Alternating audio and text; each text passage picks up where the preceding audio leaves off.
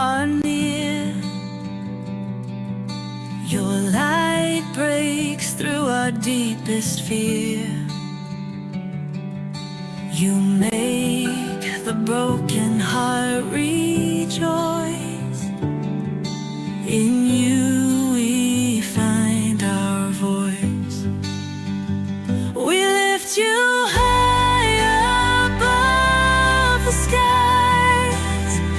With every breath our praises rise. Your love, it never fades away. We worship you both night and day.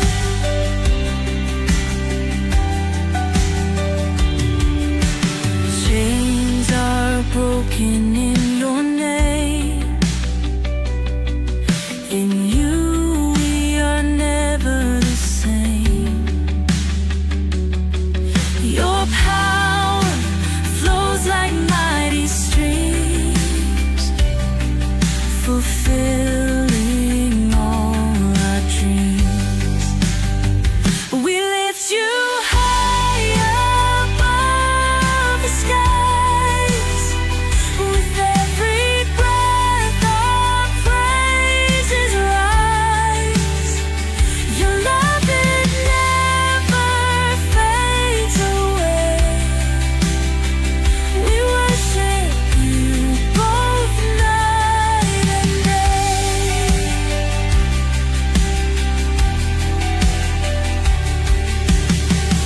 Your name is power, life, and peace.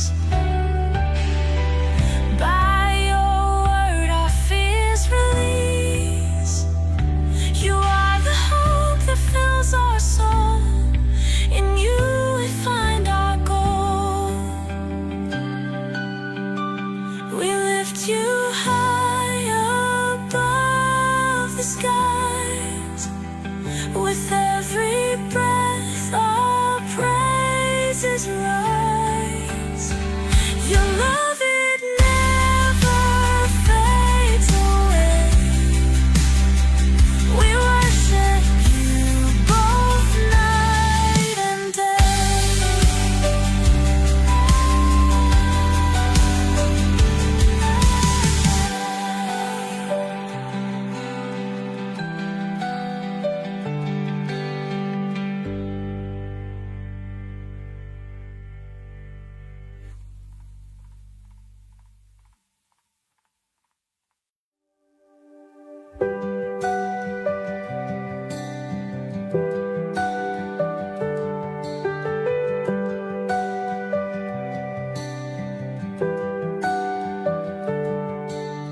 Darkness fades when you are near. Your light breaks through our deepest fear. You make the broken heart rejoice. In you we find our voice.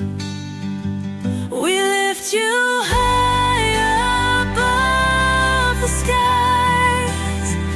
With every breath our praises rise. Your love, it never fades away. We worship you both night and day.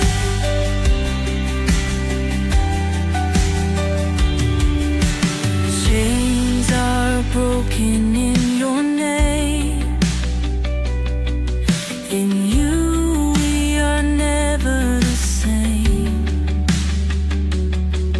Your power flows like mighty streams, fulfilling all our dreams. We lift you high above the skies. With every breath our praises rise. Your love, it never fades away.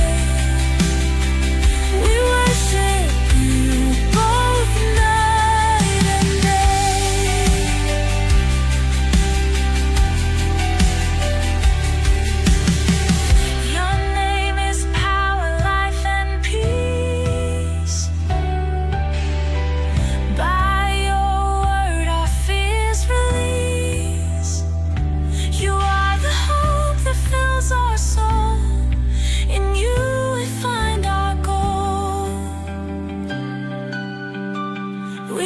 lift you high above the skies. With every breath, our praises rise. Your love, it never fades away. We worship you both night and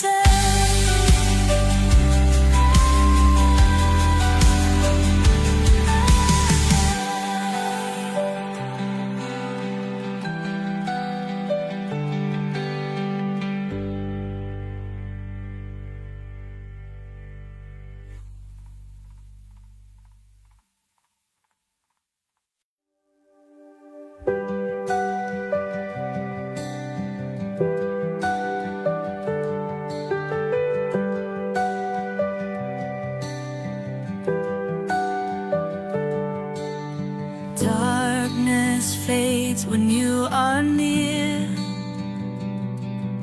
Your light breaks through our deepest fear.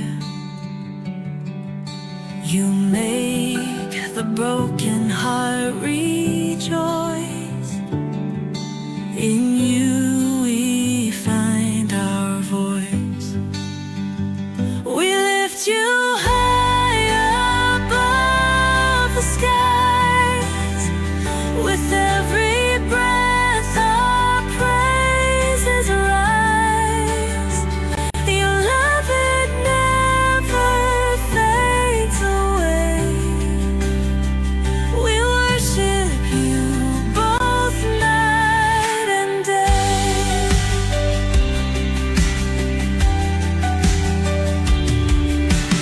Chains are broken in your name. In you we are never the same. Your power flows like mighty streams, fulfilling all our dreams. We lift you high above the skies. With every breath, our praises rise. Your love, it never fades away. We worship you both night and day.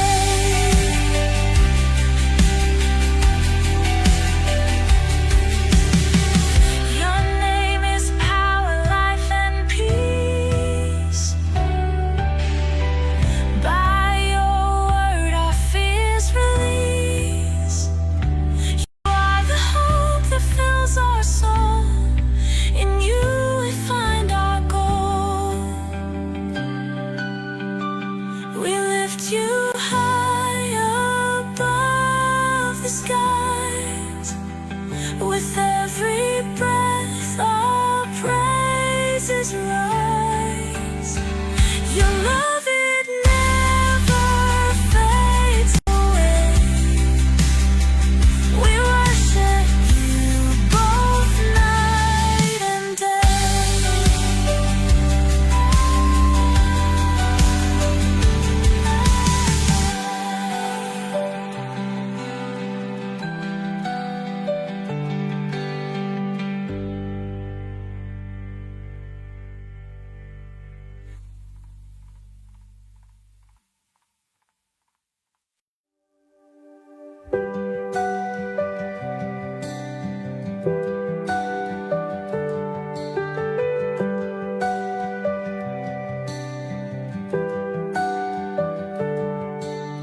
Darkness fades when you are near. Your light breaks through our deepest fear. Hello, hello. Good evening. Balik tayo sa Russia TV. Dito tayo naglalahad, nagbibigay ng mga kaalaman natin sa Bible, mga bagay na kailangan pinag-uusapan dahil ito ay importante pagdating sa kaligtasan. Marami kami na preachers, marami kami na apologists, marami kami na evangelist na ang dala namin ay ang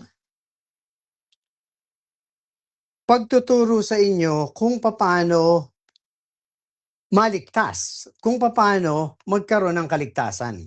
Ang pagkakaiba dito, mga kapatid, sa mga isineshare namin ay ang ibang Jesus ay nagtuturo sa inyo ng mga kailangan gawin para manatiling ligtas or magkaroon ng maintenance of works para kayo ay manatiling ligtas.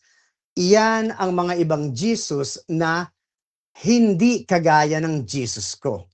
Ang Jesus ko ay galing kay Apostle Paul na ito ay nagtuturo strictly na ang blood ni Jesus ay precious, na ang blood ni Jesus ay enough for salvation. So ang topic natin dito ay ang value ng tinatawag na blood of Jesus Christ at kung ano ang kaya sakupin ng blood ni Jesus Christ. So again, ito pa rin ang inyong lingkod, ang inyong kapatid, ang inyong pastor sa iba, at ang tunay kong point or ang tunay kong kalagayan dito sa mundo ay mag-preach ng gospel. Ako ay ang tunay na evangelist na walang donation na hinihingi sa inyo. Ito ay pure gospel, pure sound doctrines and logical sense when it comes to outside of the Bible. So, what is the value of the blood of Jesus Christ? So, historically sa Old Testament, makikita natin ang tinatawag na the value of the blood animal sacrifice.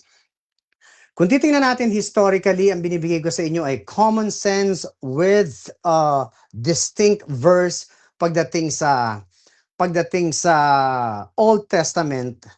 Nandoon ang tinatawag na blood animal sacrifice. Iyan ay nasa Levitical law at iyan ay pinepresent ng Levitical priests. Ang ibig sabihin ng blood animal sacrifice, ito ay temporary remission of sin. Ibig sabihin ng temporary remission of sin, pag ikaw ay nagkasala, ginagrant ng Panginoon, ng God the Father, na magpatay ka ng animal para iyalay mo yung precious blood ng animal.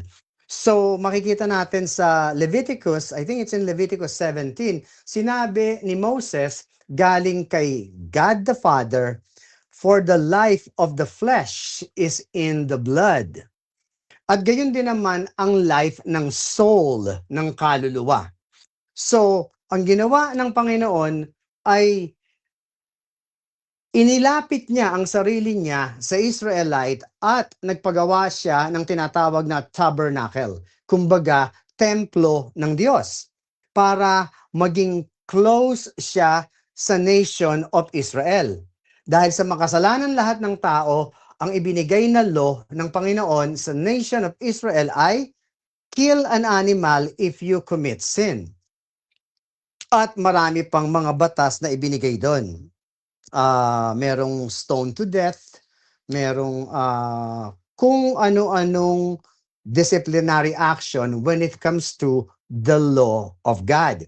But the value of the blood back then is what? Temporal salvation.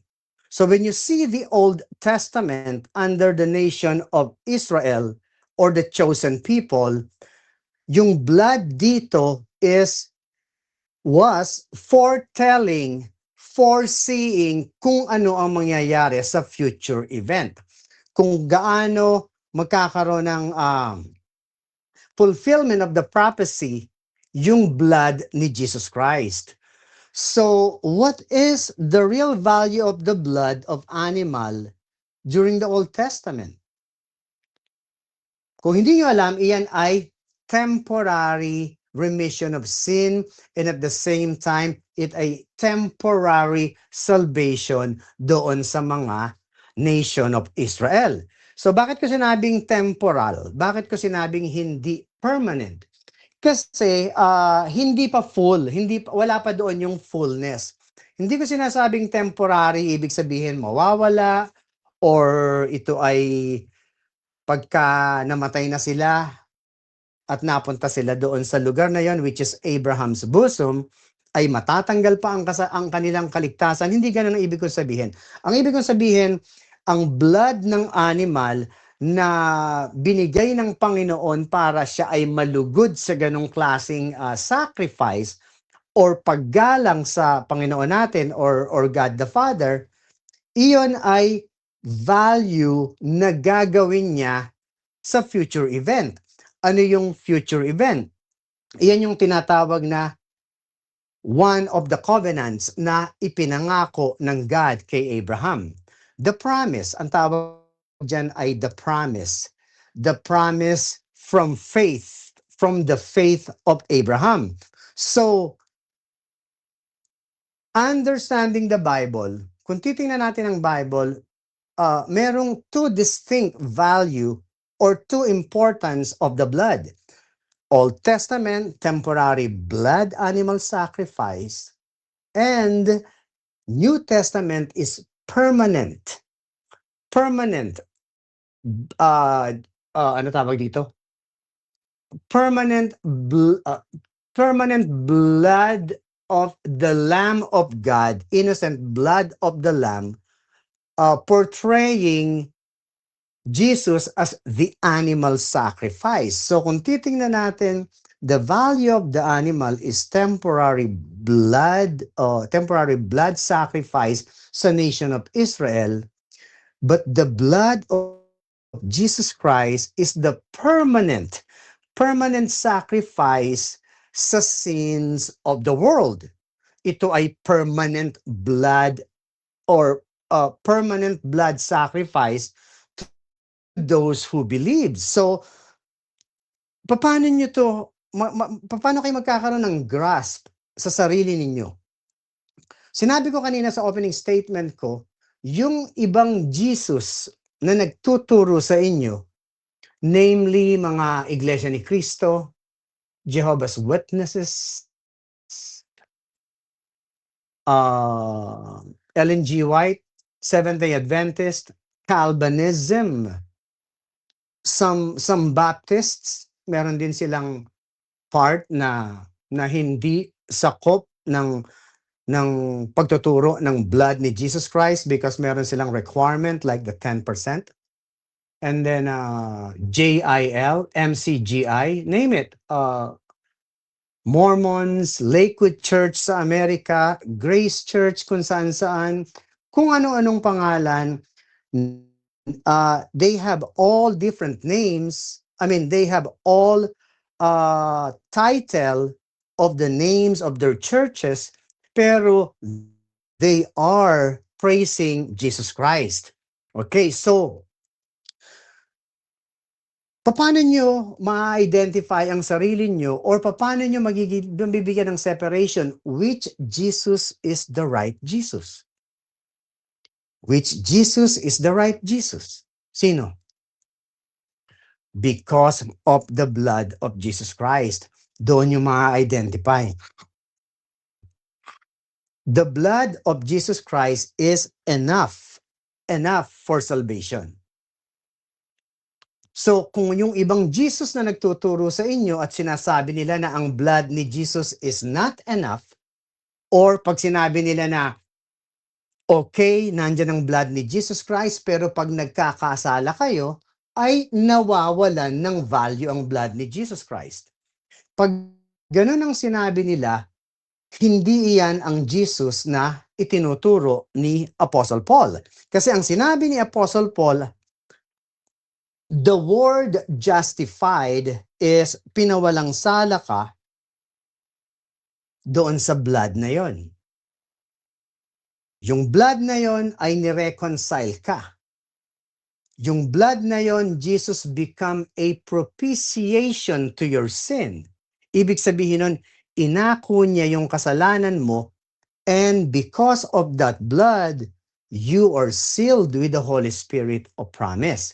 So bigyan natin ng isang verse muna para magkaroon tayo ng konting value when it comes to Bible. Kung ano ang sinasabi ni Apostle Paul pagdating sa Bible when it comes to the blood of Jesus Christ. Romans 5:9, okay? English, nakalagay dito, much more than being now justified by His blood, we shall be saved from wrath through Him. Sa Tagalog nito, lubha pangang ngayong inaaring ganap sa pamamagitan ng kaniyang dugo ay mga liligtas tayo sa galit ng Diyos sa pamamagitan niya. So saan tayo mga liligtas dahil sa dugo? The wrath of God. What is the wrath of God? The wrath of God, iyan yung mga parusa. Iyan yung part ng 7 bowls na ihahagis niya pag kinuha na niya yung mga saved believers. Yung wrath of God is equivalent to impyerno. Nakalagay dito, lubha pa nga ngayong inaaring ganap sa pamamagitan ng kaniyang dugo ay mga liligtas tayo sa galit ng Diyos sa pamamagitan niya. Ligtas tayo sa galit ng Diyos. Kailan tayo naligtas? When? Kailan ka naligtas? When you are reconciled with Him. Nung ikaw ay nagkaroon ng relationship sa Panginoon, sa 10.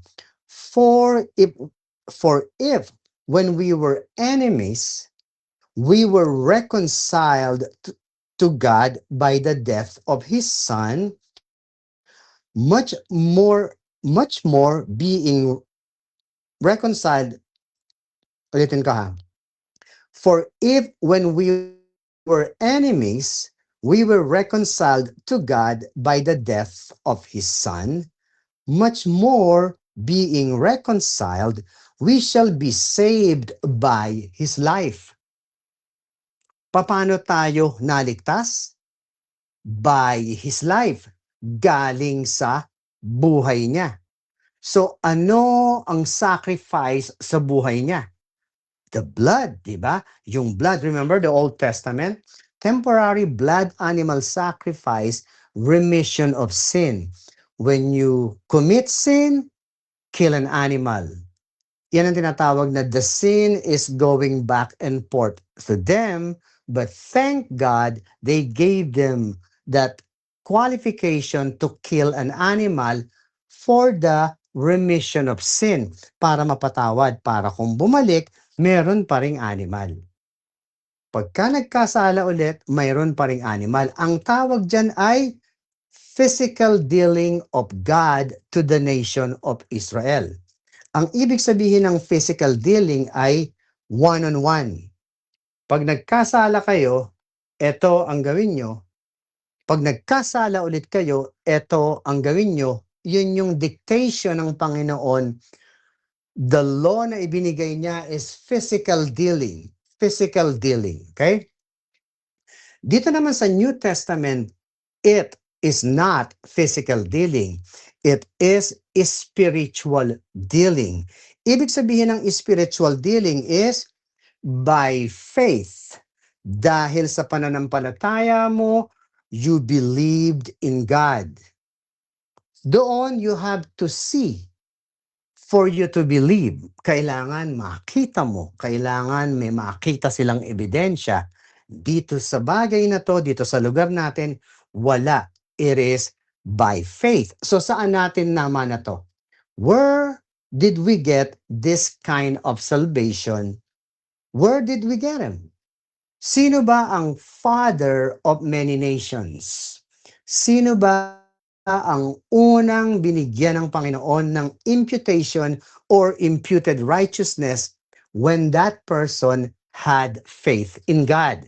Who is it? Old Testament? No other than Abraham.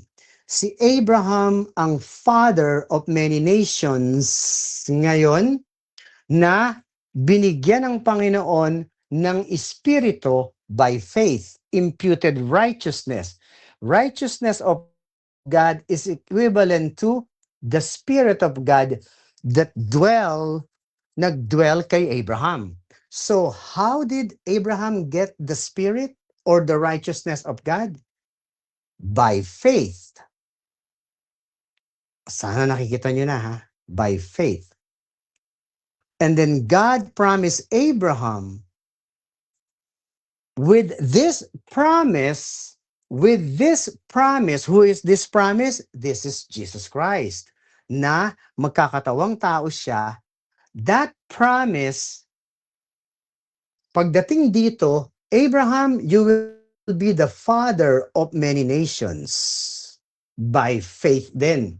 So, yung tinatawag na pananampalataya natin sa ginawa ni Jesus Christ ay inumpisahan ng God kay Abraham na with that faith, I will give you this promise na you will be the father of many nations because I'm gonna come down and present something like what? The blood, the value of the blood. So, are we on the Old Testament now? Nasa Old Testament era ba tayo? Wala na tayo doon. So, nandito tayo sa tinatawag na era or timeline ng blood ni Jesus Christ. Nandito pa ba ang blood ni Jesus Christ? Of course, nandito pa rin. Nandito pa ba ang blood animal sacrifice? No, it's no longer.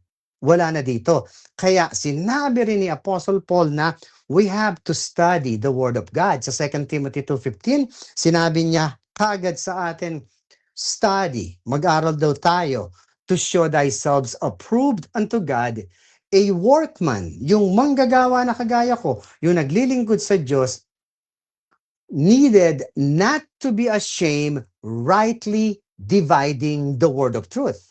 Kailangan daw nating i-divide ang word of truth to what? To the right group of people at the right timeline. Okay, so kailangan mag-iingat tayo eh. Mag-iingat tayo ng pag-aaral kasi ang Jesus na ipinipreach ko sa inyo, ang Jesus na ina-evangelize ko sa inyo ay ang true Jesus. This Jesus ngayon ay nasa langit. But habang nasa langit siya, nung umakyat siya, tinawag niya si Apostle Paul to reveal the blood justification, to reveal the mystery of salvation.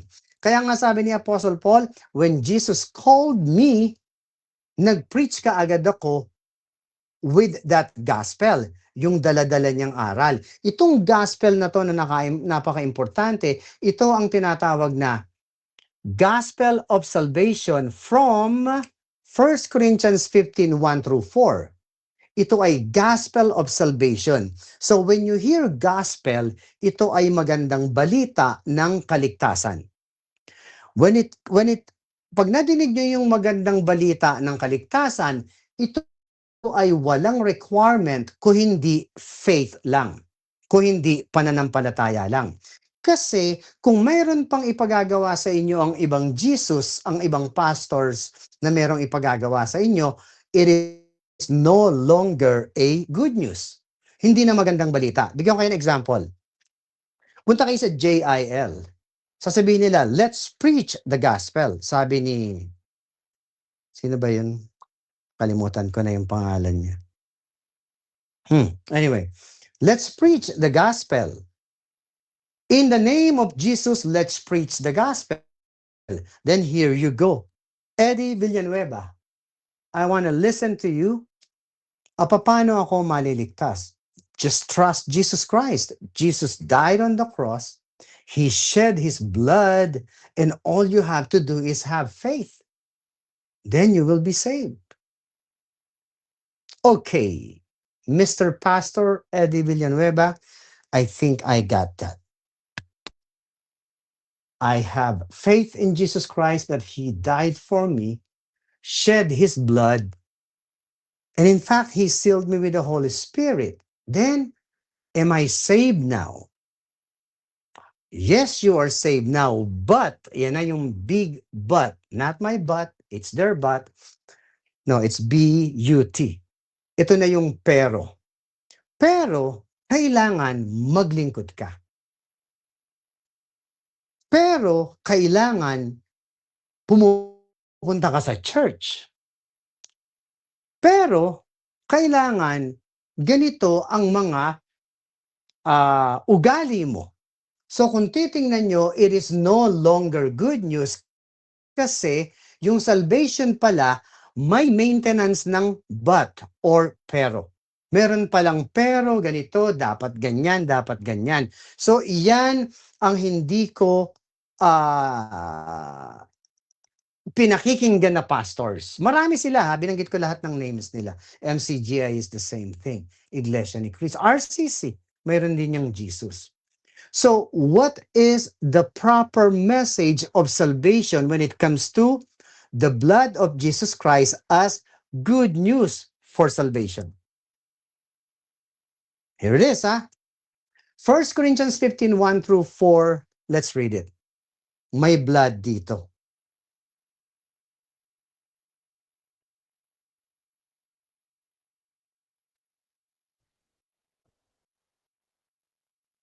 May blood dito.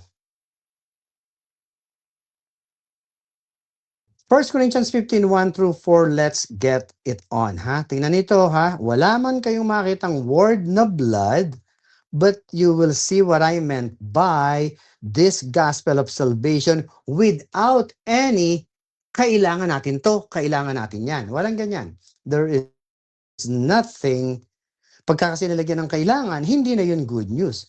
Let me tell you the meaning of good news. 1 Corinthians 15:1. Moreover, brethren, this is from Paul, I declare unto you the gospel, which I preach unto you, which also you have received, and wherein you stand, 2, by which also you are saved. Dito daw ay ligtas ka. Okay? Sa Tagalog, ngayon ipinatatalastas ko sa inyo, mga kapatid, ang ebanghelyo na sa inyo'y aking ipinangaral, na inyo namang tinanggap, na siya naman ninyong pinananatilihan. When it comes to pinananatilihan, hindi ito yung, hindi siya nanatili, hindi siya ligtas. Hindi ito yon, ha? Ito yung nananatili na gumagawa sila ng pagsunod sa Diyos dahil ligtas na sila. Nananatili sila na sila ay hindi mapunta sa ibang Jesus. Ulitin ko, ha? Nananatili ako na gumawa ng mabuti dahil ligtas ako, hindi para maligtas. Nananatili ako na nag-aaral para mas lalong lumalim ang kaalaman ko sa kaligtasan ko para hindi ako madaya ng other Jesus. Yan yun, ha? Pagdating sa 2, sa pamamagitan naman nito'y ligtas kayo. Kung matiyaga ninyong iingatan ang salitang ipinangaral ko sa inyo, maliban na lang kung kayo'y nagsisampalataya ng walang kabuluhan. Sa pamamagitan naman, ligtas kayo sa matiyaga. Kung titingnan nyo, parang kayo ay nagtitiyaga sa kaligtasan nyo. Again, iyan ay nagtitiyaga kayo na hindi maloko ng ibang Jesus. Diretso ang pag-aaral, manatili kayo para pagdating ng panahon, hindi kayo madaya ng ibang Jesus. Sinabi rin ni Apostle Paul yan sa Corinthians, and I'll read it to you. Number 3, for I delivered unto you first of all that which I also received. Ito na yung big word. How that Christ died for our sins according to the scriptures. Sapagkat ibinigay ko sa inyo, una sa lahat, ang akin namang tinanggap din ni Paul, na si Kristo ay namatay dahil sa ating mga kasalanan ayon sa kasulatan. Namatay ayon sa ating mga kasalanan. So, makasalanan ka ba? Kung ikaw ay makasalanan, si Jesus ay namatay para sa'yo. So, nung namatay si Jesus, basta lang ba namatay? That is the equivalent of blood sacrifice, permanent blood sacrifice. Kaya ito ay good news para sa iyong makasalanan. What else?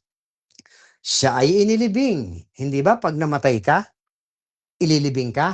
Ako, ililibing din pag namatay ako. So, which one dies? Which one? My flesh, di ba? at siya'y muling binuhay ng ikatlong araw. Tayo, bubuhayin din ng Diyos sa rapture. Bubuhayin din tayo. At ito ay ayon sa kasulatan. So kung titingnan nyo, He died, He was buried, and He was alive. We will die, we will be buried, and then aakyat din tayo. So ito yung gospel na itinuturo ni Apostle Paul na good news. What is the requirement?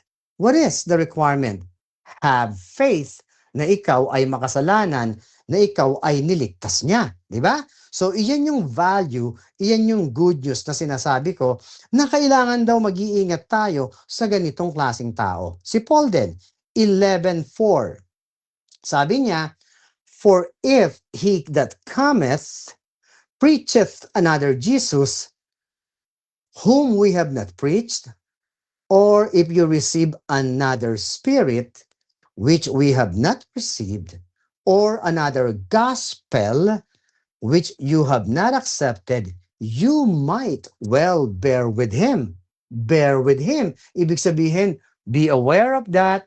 Baka kayo madaya sa Tagalog, sapagkat kung yaong paririto ay mangaral ng ibang Jesus. Now you see why I want you to be careful. Paul said, yung paririto daw mayroong dalang ibang Jesus. I have the Jesus of Apostle Paul. Blood justification. Good news. Na hindi namin ipinangaral, sabi ni Paul. O kung kayo'y nagsisitanggap ng ibang espiritu na hindi ninyo tinanggap. So ibig sabihin, you are saved, for instance. Halimbawa, ako ligtas na. And then dahil sa kakulangan ng kaalaman ko, nadaya pa ako ng SDA. Nadaya pa ako ng JIL. Kaya ang sinasabi dito, hindi nyo tinanggap yan. Ibang tinanggap nyo. So, warning ni Apostle Paul. O ibang ebanghelyo na hindi ninyo tinanggap ay mabuting pagtiisan nyo. Ano yung pagtitiisan? Mag-aral kayong mabuti, huwag kayong padadaya. Yung ebanghelyo na ibinigay ni Apostle Paul ay gospel of salvation that you are saved. Pero pag napunta ka sa ibang gospel, kagaya ng JIL, MCGI, name it, let's preach the gospel. Okay, I got you. I know your gospel. Am I saved? Yes, but may pagagawa, di ba?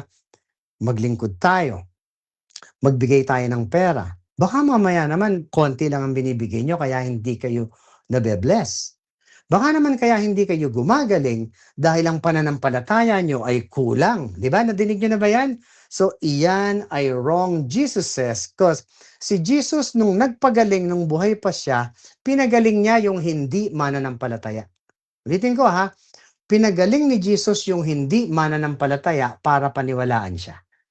Pero yung mga magtuturo sa inyo, sasabihin, baka kulang ang pananampalataya nyo. Baka kulang ang ibinibigay nyo kaya hindi kayo nabe-bless. Nung buhay si Jesus, ang ibinless niya ay yung konti lang ang bigay. 2 kusing or 2 denaris.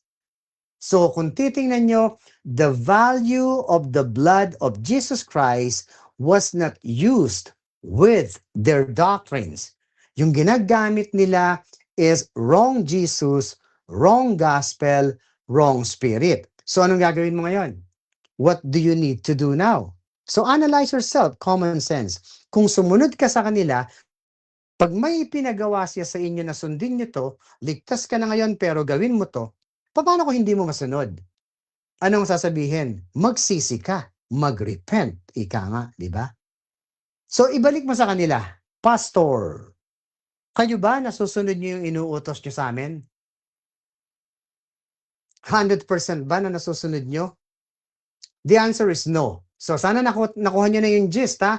Yung inuutos nila sa inyo, hindi rin nila kaya. So sino kayong susunod sa kanila na hindi rin nila kaya yung sinusunod nila? So doon nyo ma-expose, doon nyo malalaman kung where is the blood, di ba? Where is the value of the blood? Nandito sa preaching na ibinibigay ko sa inyo ngayon. So sana makita nyo, kulang tayo ilang verse ha, tapos na naman tayo eh. Nandito ang tinatawag na ultimate priceless sacrifice for the humanity. Priceless, di ba? Walang halaga na pwede mong bilhin itong ginawa ni Jesus Christ dahil ito ay priceless. Ngayon, yung priceless na ginawa sa iyo ni Jesus Christ, how can you lose that? How could you? Let's say you are saved now, di ba? Ligtas ka na ngayon. You did not do anything. Wala kang work na ginawa because Jesus did everything. Nandoon si Jesus Christ nakapako and then sabi niya, it is finished. Di ba? Tapos na. Ano yung finished? Ano yung tinapos niya? He overcome the world. Ibig sabihin, I beat the death. Natalo ko yung second death na dapat sa inyo. Kayo ang dapat nandito sa position ko, pero alam ko hindi nyo kaya, so I did it for you. Do you believe me? Kaya sabi niya, for those who believe, my blood is the only salvation, the ransom for all who believes. So, gusto niyo bang maligtas? Kung gusto niyong maligtas, acknowledge to yourself na I'm a sinner. Every day, I don't even know if I can perfected a day without any sin. So if you recognize na sa sarili mo na hindi mo kaya with your good works na sundin ang mga inuutos ng mga nagtuturo sa inyo, then it is the time to accept the blood of Jesus Christ. It is simple as faith from the heart. Lord, I'm a sinner. Hindi ko po kayang sundin ang inuutos nila sa akin na maging mabuting tao. Kailangan magbigay ng ganito, kailangan umaten sa ganito. Lord, I cannot perfected it. But I know your blood is perfect enough for my salvation. Lord, I have faith. Sa sacrifice po ninyo, Lord, ako ay magkakaroon ng kaligtasan. At ang kaligtasan na to ay hindi na mawawala. Even yourself said it to Apostle John sa 1 John 5:13 that I know I have eternal life. 1 John 5:13. 1 John 5:13. This is Apostle John na sinabihan ni Jesus Christ. Sabi these things, this is Apostle John, these things I have written unto you that believe on the name of the Son of God, that you may know that you have eternal life, and that you may believe on the name of the Son of God. Ang mga bagay na ito ay isinulat ko sa inyo upang inyong malaman na kayo'y mayroong buhay na walang hanggan sa makatuwid ay sa inyong nananampalataya sa pangalan ng anak ng Diyos. Ano ang ibinigay sa iyo? Buhay na walang hanggan. At kailangan daw alam mo na mayroon kang buhay na walang hanggan. Paano?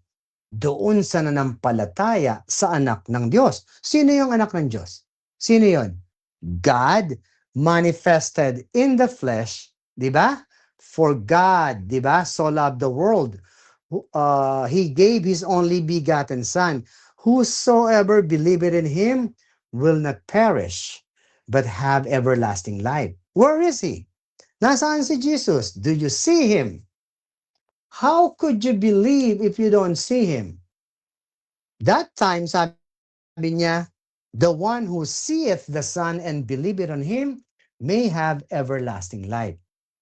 That time. When is that time? Kailan yon? When He was alive.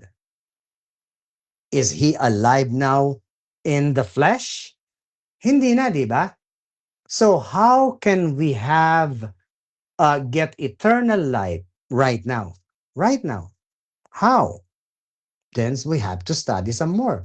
We have to know what kind of mystery Jesus revealed to Apostle Paul for you to be saved. And this is the last 6 verses na babasahin ko, or 7 verses, and I hope you get this so that you will have peace na when you die, you go to heaven. Jesus called Apostle Paul, and this is what Jesus told Apostle Paul.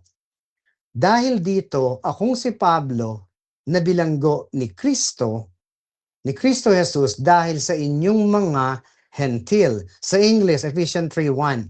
For this cause I, Paul, the prisoner of Jesus Christ, for you, Gentiles. Are you a Gentile? If you're a Gentile, then this is your salvation. Ano yung Gentile? Ibig sabihin, hindi ka Hudyo, okay? Sa 2, if you have heard of the dispensation of the grace of God, which is given me to you, ward, how that by the revelation he made known unto me the mystery, as I wrote afore in a few words, for, whereby when you read, you may understand my knowledge in the mystery of Christ. Di pa tapos tatagalogin ko ito. Which in other ages was not made known unto the sons of men, as it is now revealed unto his holy apostles and prophets by the spirits or spirit. So yung spirit na to is revealed with Apostle Paul, at ang salvation natin is revealed by what? By the Spirit. So how can you do something that is revealed by the Spirit? Is it of works or by faith? Or through faith? Diba? Sana nakita nyo 6, this is the last verse. That the Gentiles should be fellow heirs and of the same body and partakers of his promise in Christ by the gospel. So, tatagalogin ko pataas para makita nyo. 6 through 6, 5, 4, 3, 2, 1.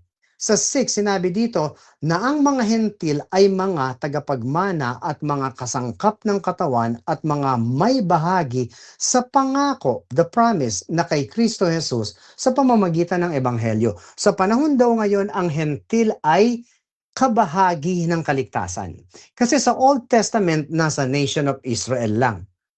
Sana makita nyo During the Old Testament, nation of Israel ay guided of God the Father for the promise sa pagbaba ni Jesus Christ. Sino yung naliligtas doon? Yung mga nagpapatay ng animal. Sa 5, na ng ibang panahon ay hindi ipinakilala sa mga anak ng mga tao, yung mga anak ng mga tao, ito yung nation of Israel.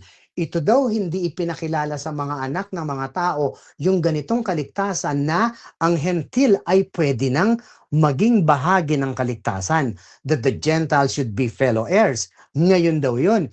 Pero dati, hindi inireveal sa mga anak ng tao. Yun yung to the sons of men, yun yung mga Israelite. Hindi daw sinabi ni Jesus yun. Why? Kasi mystery to. Kung buhay pa siya, wala siyang sasabihin. Dahil after nung mamatay siya, kailangan nga niyang ibigay yung prophecy na ito na yung fulfillment ng what? Promise to Abraham na you will be father of many nations. But the cause of that is what? The blood of Jesus Christ, the death on the cross. Kaya ito ay mystery and it's now revealed to Apostle Paul. So saan ka makikinig na magtuturo sa iyo ng kaligtasan? Saan ka makikinig?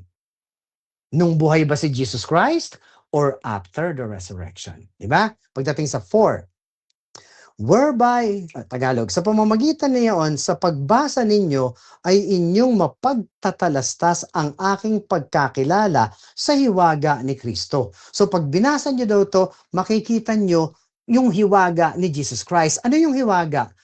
Si Apostle Paul ay persecutor ng Christians. Si Apostle Paul ay almost killer ng mga Christians. Pero nung tinawag siya, siya ay servant. Siya ay prisoner of Jesus Christ. Kaya siya ay hirap na magpaliwanag doon sa mga Hebrews niya or Israelite. So yun yung sinasabi niya dito na maintindihan nyo sana to. 'Di ba? yung sa pamamagitan ng pagbasa ng mga sinusulat ko, makikilala nyo ang hiwaga ni Jesus Christ na ginawa sa akin. Kasi dati pumapatay ako ng mga taong ganyan. Dati nagpe-persecute ako. Pero bakit ngayon hindi? Because of the mystery of Christ, di ba? Number 3, kung paanong sa pahayag ay ipinakilala sa akin ang hiwaga, gaya ng isinulat ko nung una sa ilang salita. Kasi yung hiwaga daw na to ay gaya ng isinulat niya sa una. Kasi Paul, merong 14 books. 13 epistles of Paul plus the Hebrew book or epistle or letter. Ito yung 7 letters na bago siya makulong at 7 letters post-prison. Pre-prison and post-prison na mga sulat niya. Pagdating sa 2, kung tunay na inyong narinig yung pagiging katiwala sa biyaya ng Diyos, grace of God, through the dispensation of the grace of God, kasi nagbibigay ng grasya ang Panginoon sa Noah. Ngayon naman ay ibang klaseng grace coming from His blood, di ba?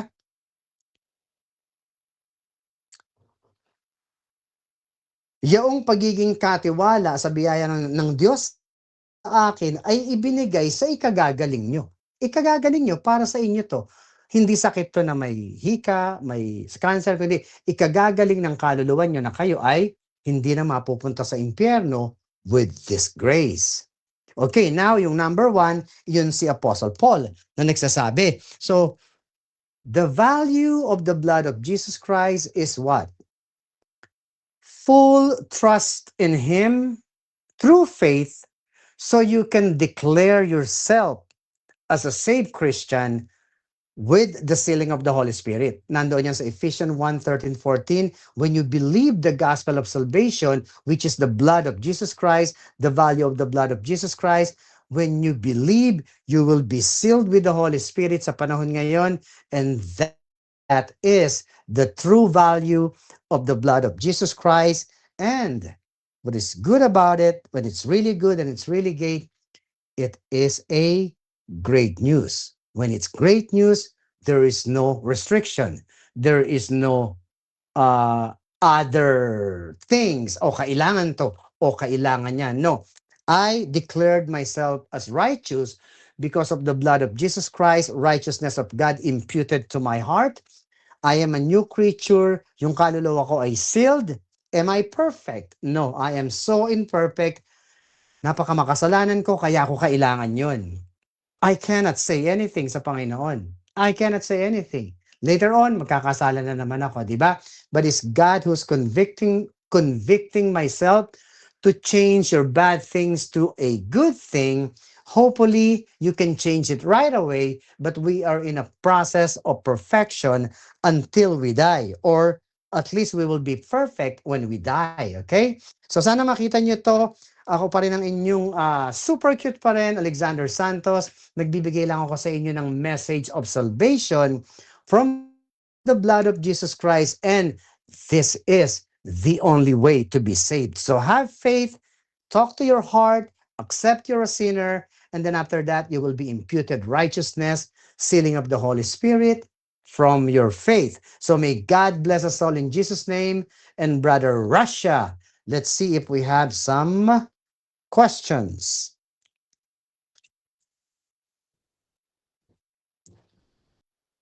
Tayo natin si bro. Bro. Bro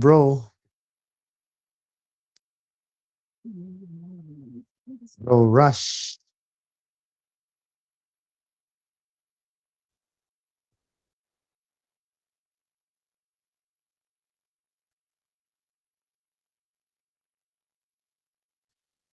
Russiavist. Ayan na sa Russia. Okay, at shoutout muna mga kapatid, syempre. Dito Bro, sa inom lang ating akong tubig Inom lang akong tubig. Si Part Chris Lumayas, sabi shoutout sa kanya kay Yen. At shoutout din kay Emmy Alfonso, kay Reggie De La Cruz, Sir Jeramel Amlon, Maisel Jacob Santos, shoutout sa kanya. At dito kay ayan, shoutout din mga kapatid. Diyan kay Zach, Jacob, mga kapatid. Kay Iyagyag, mga kapatid, ng Seventh Day Adventist, shout out sa inyo. Nandyan din si Norman De Jesus, mga kapatid, shout out sa kanya. At kay Jivan Lozada, mga kapatid, ng ROG. Pastor Ken, shout out sa kanya. At dito din kay Christian Carl Levante. Ana Jean Batukael. At shout out din dito sa kay Pastor Dino Diaz. At Pastor Samson Rosin. Si D. Gahare Sabinmi. Yeah, shout out sa inyo, bro. Si Barberong Cristiano JD Serono. At kay Ambode del Rosario. Si Melchor Dico. Shout out din sa iyo, bro. At dito tayo sa ating mga question. Question dito, bro. If the blood of Jesus automatically saves, why does Hebrew 10 verse 29 warns that someone can outrage the Spirit of grace after being sanctified by that blood? Okay, Hebrews what? 10 verse 29. 10 verse 29. Okay. Turn back verse 20. Okay, by context, let's start on 26. Okay, by context. We have to read the context. Hebrews 10:29. Ang question dito, kung ang blood ni Jesus Christ ay enough, bakit dito parang hindi? Di ba? Ganun nangyari. So, tingnan natin sa 26 first, okay? Nakalagay dito, for if we Hebrews 10:26, for if we sin willfully, after that we have received the knowledge of the truth, there remaineth no more sacrifice for sins. Did you get it? No more sacrifice for sins. What is the sacrifice? The blood of Jesus Christ. So, ibig sabihin dito, pag ikaw ay nagkasala, which is the mark of the beast, hindi yung nakapatay, naka-rape, yung mga bagay na yon is almost nothing on that time. Ibig ko sabihin, it's not good to do, Huwag niyong gagayahin na okay lang gawin. Sa timeline na yon, wala ng Christianity. Why? If we sin willfully, after that we have received the knowledge of the truth, there remaineth no more sacrifice for sins. What is the example nan? Right now, blood is here. Right now, nandito ang blood value ni Jesus for salvation. Let's say, nangyari yung rapture ngayon. Pag nangyari yung rapture, wala nang sacrifice for sins. Wala nang blood. Pero yung kasalanan doon is not a fleshy deed sin like killing, raping. Ang sin doon ay when the Antichrist give you the mark of the beast, yun ang sinasabi ni Jesus na don't take that mark. Don't sin willfully. Okay? 27. But a certain fearful looking for of judgment and fiery indignation which shall devour the adversaries. Sa Tagalog, kundi isang kakilakilabot na paghihintay sa paghukom at ang isang kabangisan ng apoy na lalamon sa kaaway. So, ito ay kakilakilabot na event. It's almost judgment day sa mga maiiwan after the rapture. Paul never said this na mangyayari ito sa Christians sa Romans to Philemon. But this book is Hebrews, for Hebrews, di ba? Are you a Hebrew? You're a Gentile, di ba? But this is for the Hebrews, sa mga Israelite, na kailangan makita nila ngayon. Pagdating sa 28, he that despised Moses' law died without mercy under 2 or 3 witnesses. Sa Tagalog, ang magpawalang halaga sa kautusan ni Moses sa totoo ng 2 o 3 saksi ay mamamatay na walang awa. inserting the law of Moses, inserting the law of God. Kasi during this time, si Moses and Elijah, I think Elijah, no, Moses and the other prophet will be on that day. Magpapatotoo sila doon, magpapakita sila doon as the two witnesses para maniwala sila na kailangan sumunod sila sa sinasabi ni Jesus Christ, which is what? Do not take the mark of the beast. Iyon yung mangyayari after the rapture, after the blood of Jesus Christ. So, we're discussing ngayon yung wala na ang Christians, okay? So, pagdating sa 29, which is your question, of how much sorer punishment suppose ye shall he be thought worthy, who had trodden under foot the Son of God, and had counted the blood of the covenant wherewith he was sanctified an unholy thing, and had done despite unto the Spirit of grace. So kung titingnan nyo, this is about blaming these people not accepting him. Blaming, pinalagpas nila. So kung titingnan nyo dito, in Tagalog, gaano kayang higpit ng parusa sa akala ninyo ang ihahatol na nauukol doon sa yumurak sa anak ng Diyos. So sino yung yumurak sa anak ng Diyos? Trodden under his feet. Sino? Sino yun? Crucify him. Did you remember that? Nung sinasabi nila, pag pinabayaan natin na sambahin niya ng mga tao, baka mawawalan tayo ng authority dito. So anong kailangan gawin?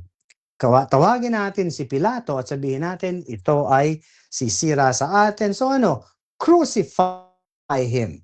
So ano nangyari? Gaano kayang higpit ng parusa sa akala ninyo ang ihahatol na nauukol doon sa yumurak sa anak ng Diyos? Sino yung yumurak?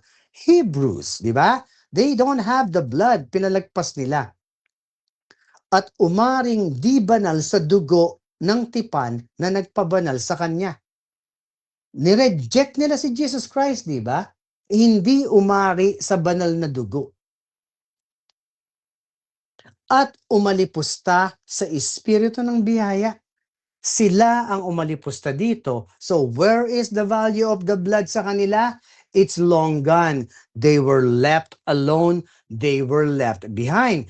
Remember sa Acts 7, I think it's on the last few verses, sinabi ni Stephen, sinabi niya, why do you always resist the Holy Ghost or the Holy Spirit? You stiff-neck in the heart. Diba? Ang titigas ng ulo nyo. Anong sabi ni Peter? Pinatay ninyo ang Lord and Jesus Christ. Diba? Sinong pumatay? The Jews, the Hebrews. So, walang value ang blood sa kanila because they did not accept yung ginawa ni Jesus Christ on the cross. So, yan sana maintindihan natin. Book of Hebrews, nawawala ang kaligtasan because the name itself, it is Hebrews. Ang nagtanong, sigurado Gentile. So, focus on Romans 2, Philemon, so you can see the perfect salvation from the blood of Jesus Christ. Next question.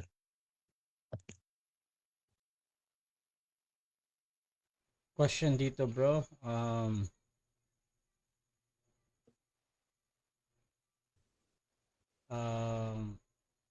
Sabi ni Reggie, bro, Alex, kanib ka ba sa body of Christ? Yes, spiritually spiritually, hindi yung physical, okay? Yung physical. Kasi yung mga physical church na Jesus, na may pangalang Jesus, yan lang ay local church. Local church, local building. Ako ay kaanib ni Jesus Christ sa 1 Corinthians 12 through 27, that there is no schism in the body of Christ. Ibig sabihin nun, no division, walang hiwalayan, dahil all parts of the body ay kailangan within the body. So ako ay kaanib spiritually, I have eternal security, and I am always saved. Next question. Question dito.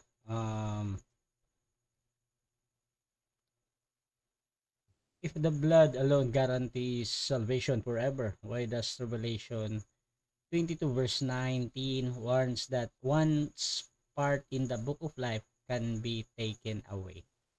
Okay, that no longer, wala nang Christian dyan, ha? Wala, again, you have to study the timeline of the event. If you, kung titingnan nyo is this, ha? When you read Revelation, nakalagay dito, tinawag ni Jesus Christ through vision si Apostle John. Ang sabi niya, John, isulat mo tong nangyari noon, nangyayari ngayon, at mangyayari in the future. So yung Revelation 19 kung saan mang ano yan ay wala ng Christianity. Sa Revelation 7 and Revelation 14, yun yung mga tinatawag na tribulation saints after the blood of Jesus Christ. Nasa Revelation 7:14 and then Revelation 14:12. Basahin nyo, ha, take note, time-wise. Basahin nyo ang Revelation 7:14.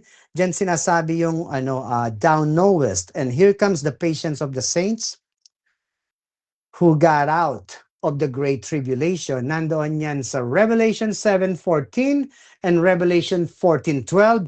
Basahin mo yan ang combination ng tribulation saints.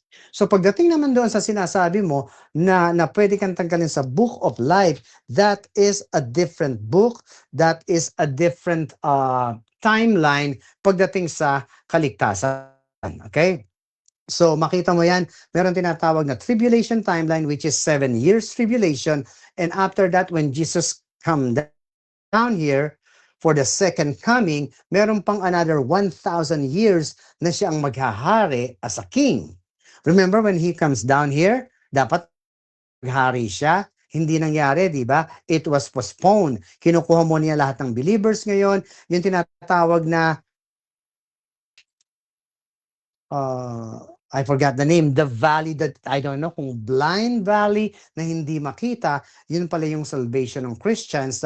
Once this is fulfilled, then babalik siya, tatapusin niya yung paghahari niya, at yung binabasa mong libro about they will be judged according to their works, and if their name is not written in that book of life, they will cast out to hell.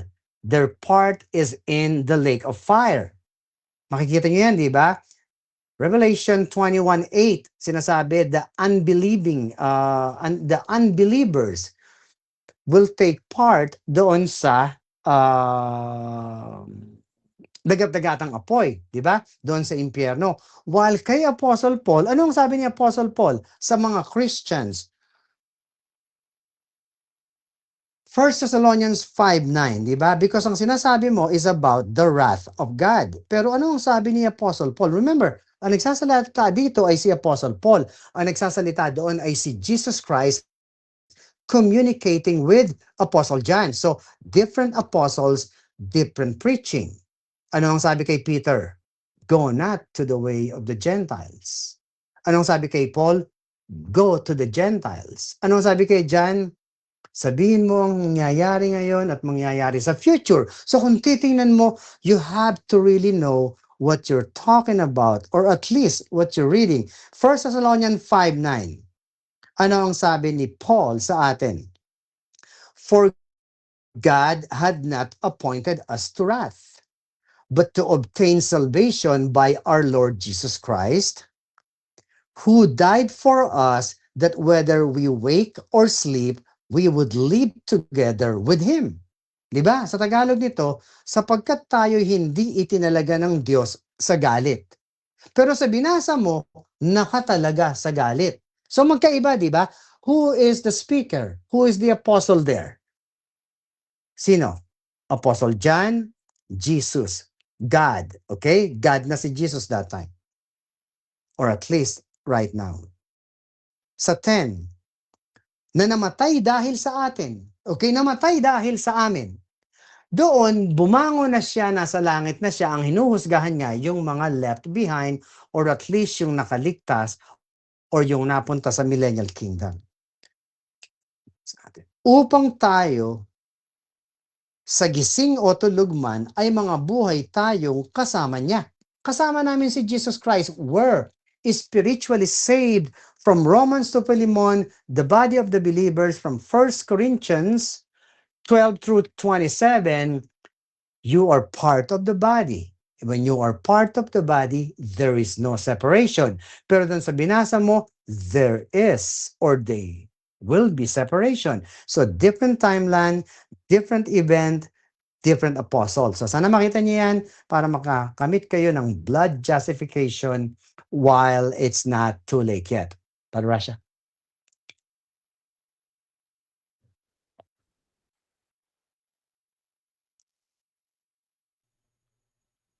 Question dito. If we are eternally secure by the blood alone, why does Hebrew 3:12 warns believers not to fall away from the living God? Hebrews 3:12. Yes. Hebrews 3:12. Okay, basahin natin yan. Again, ha? Sa binabasa ko,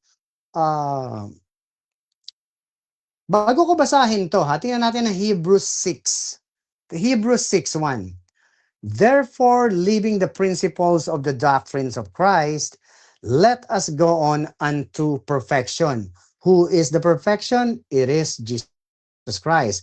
Not laying again the foundation of repentance from dead works and of faith toward God. And of faith towards God. Doon, yun pala yung point ko. Sino ba to? Therefore, leaving the principles of the doctrine of Christ. Doctrine of Christ daw, let's live it.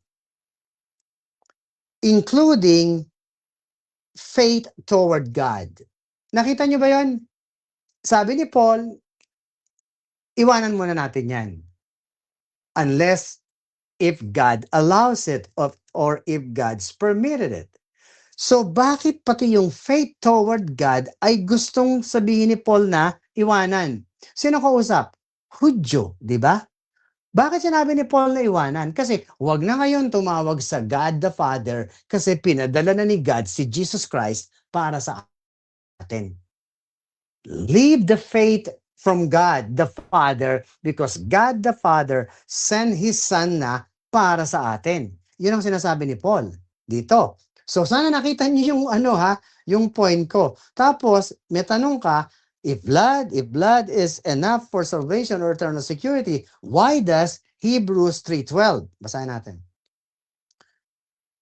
Take heed, brethren, lest there be in any of you an evil heart of unbelief in departing from the living God.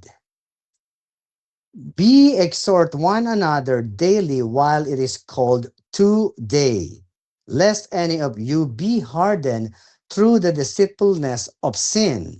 14. For for we are made partakers of Christ if we hold the beginning of our confidence steadfast unto the end. 15. While it is said, today if you will hear his voice, harden not your heart as in the provocation. So kung titingnan nyo, ito ay mga unbelievers. Kung titingnan nyo, ito yung mga Hudyo na hindi pa nakakatanggap ng tunay na kaligtasan sa Panginoon. So if blood is not enough, Brother Asha, anong sinasabi dito? Kasi I don't read anything na sinasabi. Ito ay mga unbelievers. Unbelievers ito na kinakausap niya na when you listen to Jesus Christ, harden not your heart. Ibig sabihin, open up your heart. Pakinggan nyo kasi ito ang salvation. Ngayon, nung sinulat niya sa Hebrews, that time, pero ngayon, ito for the Israelite din na hindi pa naniniwala si Apostle Paul. So, how do I answer this? Itong part na to ay ini-explain ni Apostle Paul na I am a Pharisee of the Pharisees. I know the law. Alam ko lahat ang law. I am educated by Gamaliel, who is the genius from the law. So lahat ng ginagawa nyo ay alam ko. So this time, nandito ang kaligtasan natin kay Jesus Christ. Harden not your heart. Makinig kayo dahil kung hindi, fiery indignation and the wrath of God will be upon you. Pero Rasha?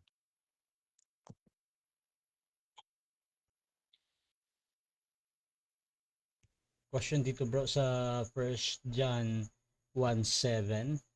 kung ang blood of Jesus cleanses us as we walk in the light, is continuing to walk in the light necessary? Uh, but if we walk in the light as he is in the light, we have fellowship one with another. And the blood of Jesus Christ, his son, cleanses us from all our sins. So yung question ko, hindi na ba magwa-walk in the light? Ha? Necessary Bro? ba daw yung pag-walk in the light? Okay, it's necessary to walk in the light, but if you fail walking in the light, hindi mawawala ang kaligtasan mo. Okay? Necessary to do good from na lingkod, because we are created to do good work. Once you become a Christian, you should follow the spirit, not the flesh. Okay? Kasi yung book of John, yung first, second, and third, meron diyang sinasabi na you have eternal life in Christ. So when you, 1 John 5:13, di ba? 1 John 5:13, these things I have written unto you, that you may know you have eternal life. So kailan ka nagkaroon ng eternal life? When you have faith. Now, yung binasa natin kanina is about the sermon being a Christian. So ako ngayon, Christian ako, dumating ako sa simbahan late. O see, if you walk not in the light, you're still following the darkness. You're still in the dark. So, does it mean na nawala ang kaligtasan ko? That time, sinermonan ako ni John na hindi dapat kanyan. Because if you walk in the light, because Jesus is in the light. Yun ay sermon sa tao na ligtas na. Yun ay sermon na let us praise God. Let us do good to God. Kasi kung hindi mo ginagawa ang dapat sa God, you are still in the dark. Nandoon ka pa rin sa living in the darkness. Doon ka pa rin. Pero dahil Christian ka na, ligtas ka na, leave the dark side of your life and follow the light.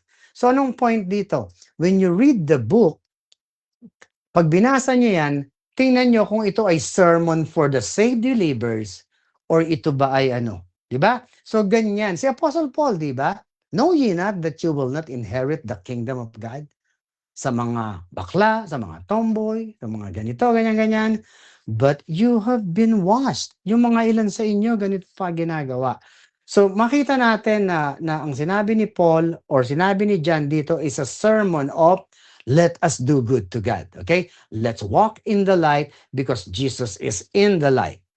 Pero if you don't walk in the light, ikaw ay magi-stay dyan, you are not a good Christian. Yun ang point. So change it to being a good Christian. Brother Rasha? Question dito, if a salvation cannot be lost because of the blood, why are believers repeatedly warned not to be deceived, fall apart, or forfeit what they have received? Yung verse dito, 2 Peter 3:17, Colossians 1:23, Hebrews 6:4. Okay, na maraming verses na sinabi pero bibigyan ko na lang ng isang verse or two verses na sinabi ni Apostle Paul sa 2 Corinthians 11:3-4. Tandaan niyo ha, yung nagtanong nito, I want you to read 2 Corinthians 11:3-4. Ang sinabi niya ni Apostle Paul na ako ay nangangamba. Sa 11:3 by memory, ako ay nangangamba na baka kayo ay matuso ng nangdaya kay Eva. Na ang ano niya, ang kanyang ano ba yung musmus, ang mga musmus na pag-iisip nyo ay madaya ng ahas. Yan yung nakalagay sa 2 Corinthians 3. Pag isunod mo sa 2 Corinthians 4, darating ang araw na may magtuturo sa inyo ng ibang Jesus na hindi namin itinuro. Darating ang araw na may magtuturo sa inyo ng ibang or tatanggap kayo ng ibang espiritu na hindi nyo tinanggap. At ibang ibanghelyo na hindi namin itinuro sa inyo. Kaya kayo ay magtiyaga. O, ano yung ibig sabihin ng magtiyaga o magtiis? Mag-aral kayo, kilalanin nyo pa yung Diyos para hindi kayo madaya ng ibang Jesus. Kasi right now, it's Jesus under the blood na ipinipreach ni Apostle Paul, na ipinipreach ko sa inyo, versus many Jesuses. Iglesia ni Cristo. We're not the same Jesus. I don't have we do have a different Jesus. Iglesia ni Cristo. Iglesia ni Cristo, JIL, MCGI. Name all of them. Name all of them. Magkaiba kami ng Jesus. Kasi Jesus is enough for salvation with His sacrifice. Pero sa kanila, you have to do something. So, dyan tayo mag-iingat. Rasha, next question.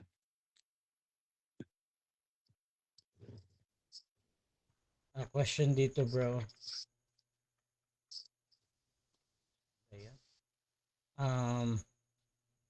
Pag isali mo ang baptism ng kaligtasan mo, hindi na yan matatawag na gospel. Only grace will save us. Sabi ni Part Chris. Amen. I agree with that. Baptism of water is not part of salvation. It is not part of the grace of God when it comes to salvation. Yung water baptism is an act of good work. Are you saved now? Yes, I am. So go ahead. Let's get a water baptism as an act of our good conscience, because this thing is a good work in the eyes of God. So it is a good work, but it's not part of salvation. Amen, ha? Sa nagsabi niyan, may God bless you. Next question. Okay, question ni Yen. What you mean temporary? The blood of the sacrifice was to cover their sin to the Israelites. Okay, temporary blood animal sacrifice. In-explain ko yon na hindi nawawala, but they were on a different compartment of saved haven. Ang tawag doon ay Abraham's bosom, na iyan ay diniscuss ni Apostle o ni Luke, ni Mr. Dr. Luke sa Luke 16. Sa Luke 16, andyan ang example ng rich man versus a poor man. Okay? Itong dalawang namatay na to ay nandoon sa isang compartment of tormented place, which is hell, and Abraham's bosom, which is the temporary salvation of the one who did the animal sacrifice. Ito yung Israelites. So I mentioned it as temporary because they are not in heaven yet. Okay, now, when did they go to heaven? When Jesus died on the cross, kung mapapansin nyo, 3 days and 3 nights, di ba? When He died, yung temple of God na merong sacred curtain nahiwa iyon, di ba? Nahati. Nung mahati iyon na ang pag-alis ng Diyos sa temple na iyon, and then Jesus' Spirit ay pumunta sa ilalim ng lupa to get or to preach to Abraham's bosom sa mga saved Christian. So, or not saved Christian, sa mga saved Old Testament saints. Kaya kung makikita nyo, merong part doon sa Bible, when Jesus went inside hell or sa ilalim, the heavens opens and then kinuha niya yung mga Old Testament saints. Kaya ako sinabing temporary because Jesus did not die yet.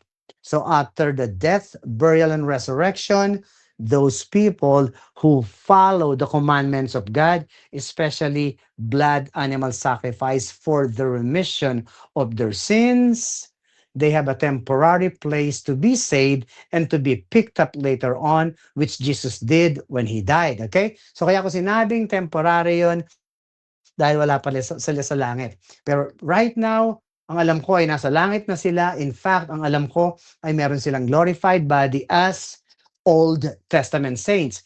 What is the future event? Christian saints. rapture. What is the third saints? Tribulation saints, di ba? So we have to know the three kinds or three different kinds of the followers of God, Jesus Christ, and the Lord. Meron ba ako nakalimutan? No. Okay, yun lang muna para sa next question.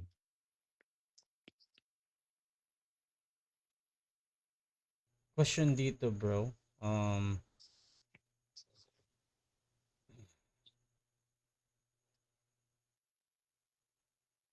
Sa Hebrew 3:12. Na answer na to, no? I think so, yeah. 3:12, 3:13, binasa ko hanggang 15 and 16 pa.